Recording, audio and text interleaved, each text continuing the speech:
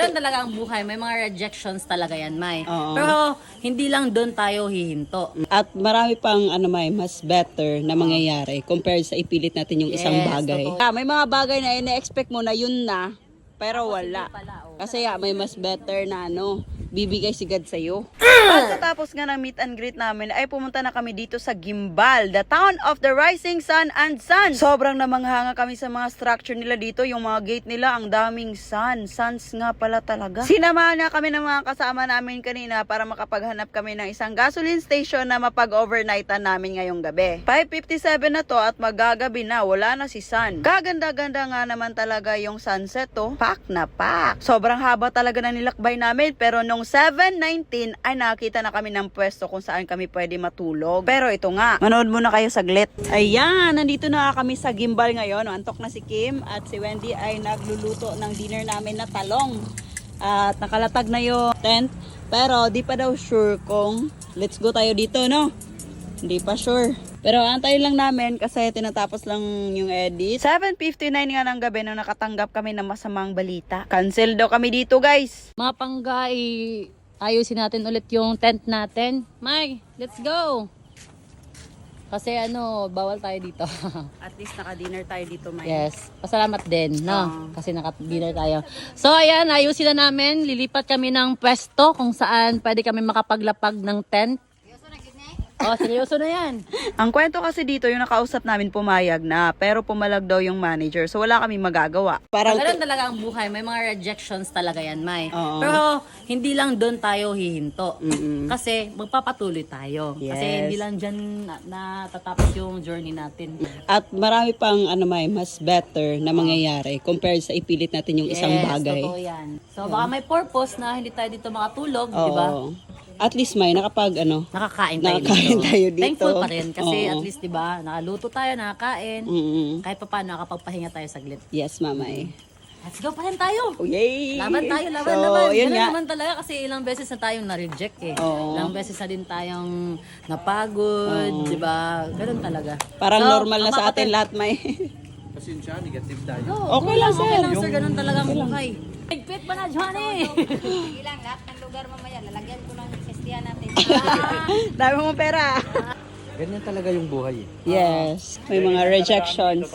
Pero ang mababait na gasoline station dahil, Shell, Sea ano ba oil. yun? Sea oil. Oh, always talaga. From Mindanao, Visayas, Luzon, sea oil talaga nagpapatuloy sa amin. Oo, totoo yan. Si oil, baka naman. Ano pa to?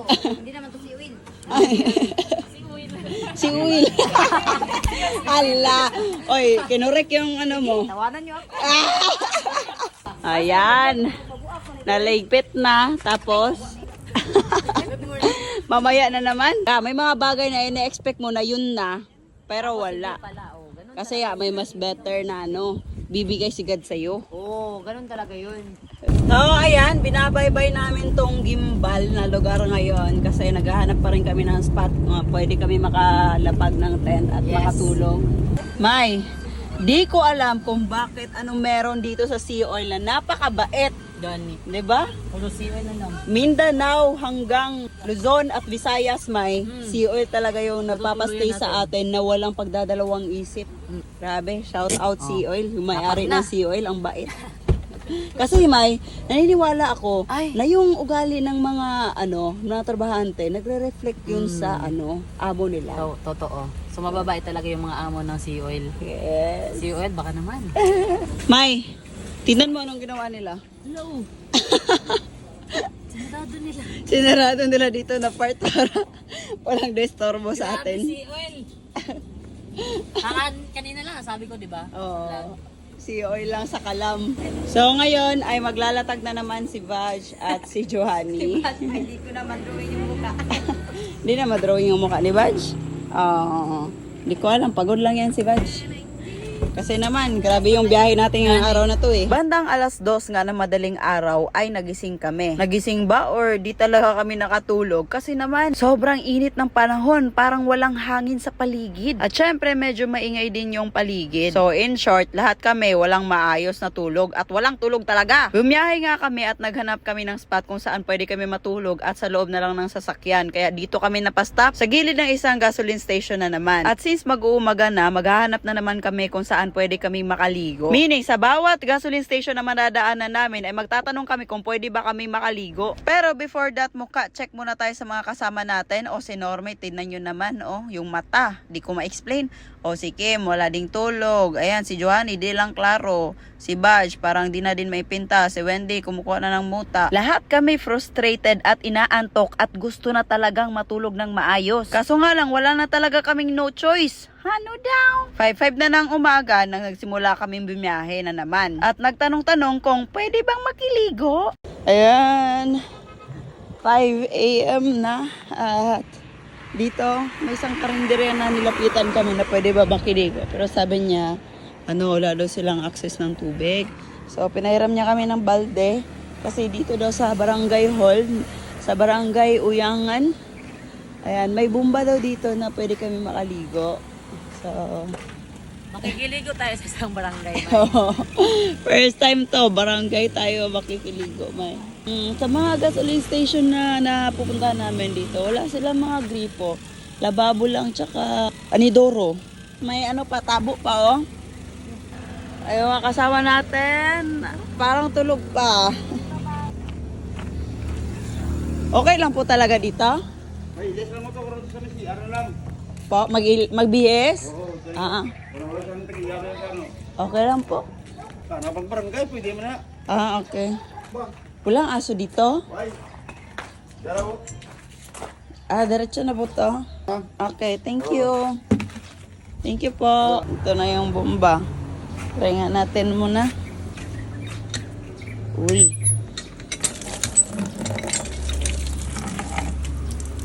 Okay. Let's go, guys! Let's go! Okay yung tubig. Okay, pwede ba tayo mag-basketball dito? Hoy, kala ko pa maliligo na. Tulog muna. Tulog! Tulog. Yung mga kasama natin.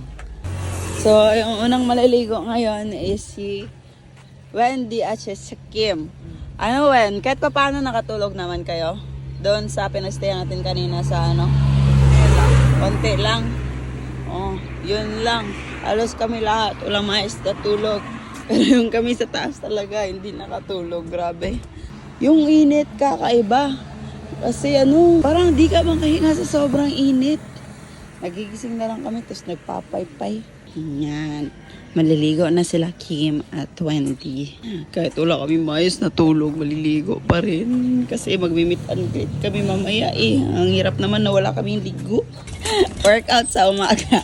Hindi na sila umiimik Naligo na sila I-document natin yung pagligo nyo. Parang na-smile na sila nung nabasa sila. Kailangan lang pala basain. Na-refresh yung utak pagbasa ba. Kanina, mugto sila. Bisitahin muna natin yung mga natutulog sa sasakyan. Chill sila. Ako, inaantok din ako. Pero pag walang videos, wala din kayong mapapanood. Diba? Kung alam nyo lang kung gaano ako kahagard ngayon. Tingnan nyo. Diba? Antok na antok din ako. Pero laban. Uy, ang sarap ng tulog nila. Ayan, mag-alas 6 na at natutulog si Norme doon. Tignan natin if tapos na ba maligo yung iba dito. Basta kayo? Nakasmile na si Johanny at Badjo. Iba talaga pag mabasa ba? Mapapasmile talaga. Napapasmile talaga kasi lumalaki. Lumalaki daw sa kanya. Lumalaki yung? Hala. Natagawa na Ala, ang puwet ni Badjo. Grabe, tulog na tulog talaga si Norme. Kaya naman nagdadalawang isip ako, nagisingan siya para maligo.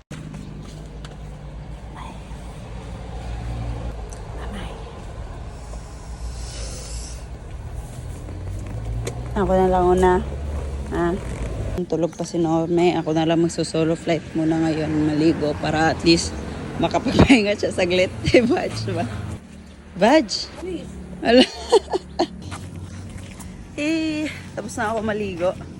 At gigisingin natin si Norme ngayon para siya na yung maligo. Tignan natin if gigising ba to. Parang walang planong gumising eh. May.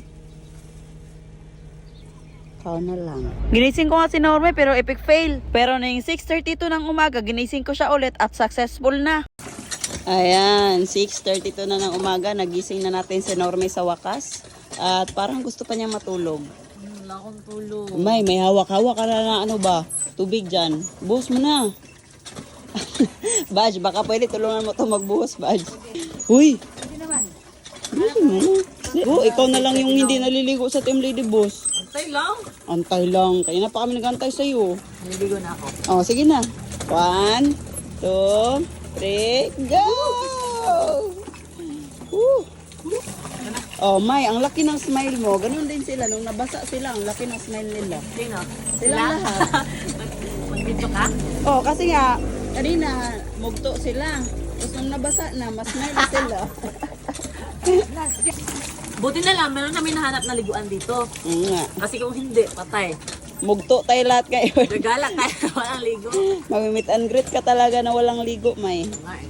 Parang ngayon lang humangin. Yung kadena madaling araw, wala talagang hangin ba? Walang hangin. Kaya nga di ako nakatulog, walang hangin. Sobrang igang may no init. Bilisan mo na.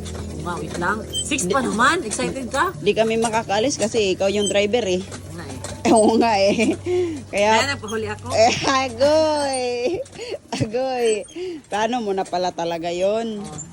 Tingnan mo sa likod. Hala! Baboy! Baboy. Baboy ramo. Eh, Ay, black. Bisaya!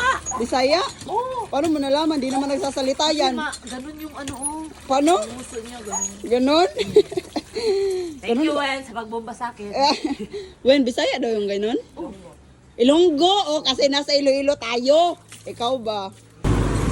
Ayan, sasauli na namin tong balde na ginamit namin doon. Naibalik na nga namin yung balde at saka yung tabo. Kumain na din kami sa kanila kasi may lugawan sila eh. Ayun, maraming salamat po sa tulong nyo. Thank you po.